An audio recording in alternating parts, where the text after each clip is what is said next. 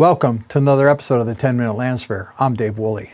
Today I'm going to be talking about the average or mean age of a licensed land surveyor. It's been common knowledge and much discussed that the land surveyors are aging out of the profession quicker than they're being backfilled. And this means that on a long enough timeline, the land surveyors will go the way of the dinosaur. I'm going to look at a recent study performed by NSPS, and then I'm going to look at what's going on in California specifically. Take a look at the screen here. Here you will see that it shows a land surveyor mean age is 53. You'll see that nearly 65% of the land surveyors are over the age of 51. Take a look at the folks that are over the age of 61.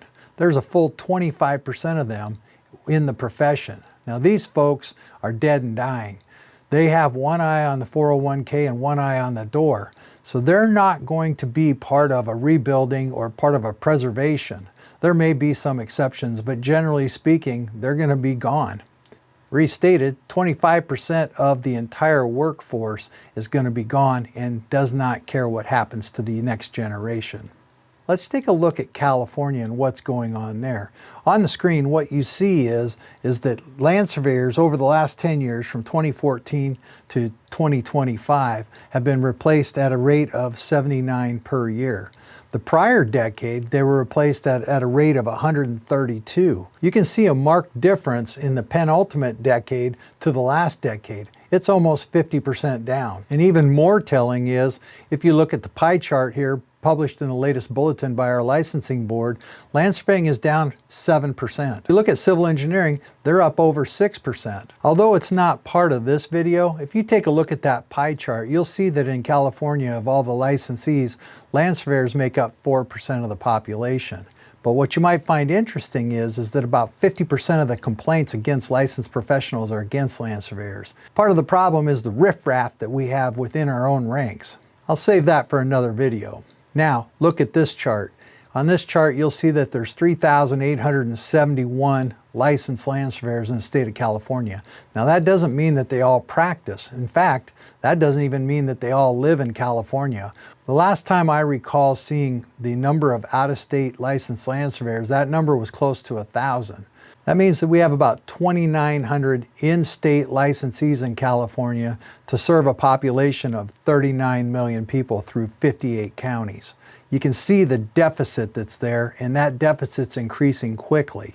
Our licensing board doesn't break down the land surveyors by age. What they do is they break it down by years of service. So if you do that and you figure the average age of a licensee becomes licensed at the age of 30, you'll see that 2/3 of the land surveyors are over 50 years old. Matter of fact, a full third plus are over 60 years old.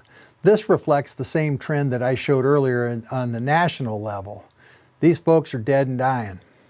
What I'm seeing here in Southern California is the big contractors that are signatory to Local 12, what they're doing is they're getting the Local 12 surveyors, air quotes, no license, dispatched directly to their job. And they're going to go to the Skanskas and the Granites, and they're going to be able to get people that are trained to use that equipment to do the work. Now, why would they do that? Well, they're not paying the overhead or the burden or having to pay for a licensee for supervision. They can get them dispatched directly to their job. They can buy the equipment. So as a surveyor, you're saying, well, you know, the equipment costs $30,000, $40,000, $50,000, $60,000 for a piece of equipment. But when you compare that to a piece of iron, that's a nothing cost.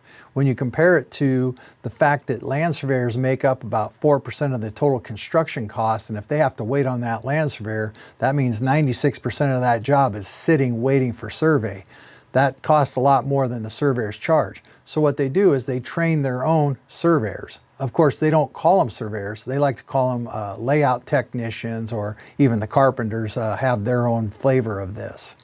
Recently here in Orange County, we completed a large project called OC 405, which was a freeway project that was multi-billion dollars. And there were no surveying companies on that job after the initial start.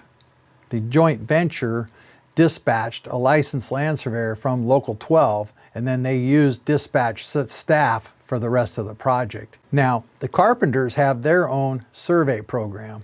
And their carpenters will do all the building layout, and they're very sophisticated. They'll use CAD drawings to generate coordinates. They can set up an instrument and they can lay everything out. Historically, they were limited to measuring about 100 feet, maybe 150 feet. And now they're actually sophisticated enough to take a CAD drawing, find the aerial targets, get on a coordinate system, place the building and stake it out. This is very commonplace. The marketplace is working its way around the profession.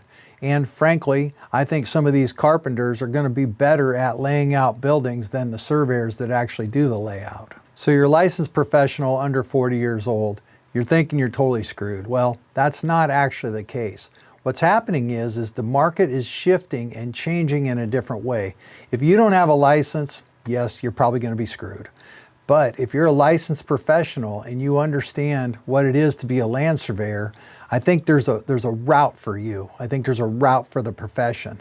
And what that looks like is a management position to where you're going to supervise maybe the carpenters, and you're going to supervise maybe the operating engineers folks, and you're going to provide guidelines. Very similar to a resident engineer or an inspector on a large construction project. There's certain things that you're going to do and they're going to want you to do for liability reasons. And the balance, you're going to set out processes and procedures and help them manage this project without errors. You're not going to make a living on billable hours supervising staff. You're not going to make your money fielding multiple field crews. You're going to be responsible for writing specifications and making sure that the contractors follow those specifications. I'm already seeing this in my local marketplace, and I'm actually frankly helping facilitate it. To make sure that this happens, in some of the cities that I work as a contract city surveyor, where I'm writing the specifications, we're requiring that both field crew members have an LSIT. That includes contractors' field crews, because the carpenters aren't going to have LSITs. And frankly, a lot of these operating engineers don't have LSITs. If you're using California taxpayer dollars, then you need an LSIT on that crew, or we're not going to allow you on the job. And that's true in a lot of jurisdictions within Southern California now. Now, what that means is you are being distinguished as a sub-professional or a semi-professional, not a laborer. For those of us who know, it's a lot harder to get your LSIT than it is to get your license. And so I believe that if we get more LSITs, which are required to work on public works, then we'll end up with more licensees. With more licensees, we start backfilling and reversing this trend. And it can be done pretty well. In fact, the last contract negotiated by Operating Engineers Local 12, the subject of an upcoming video, they created two classifications: LSIT Party Chief, LSIT Chainman. And they did away with that wonky certified party chief. That was always just something you ordered out of the back of a magazine next to the X-ray glasses, and it's gone after this contract.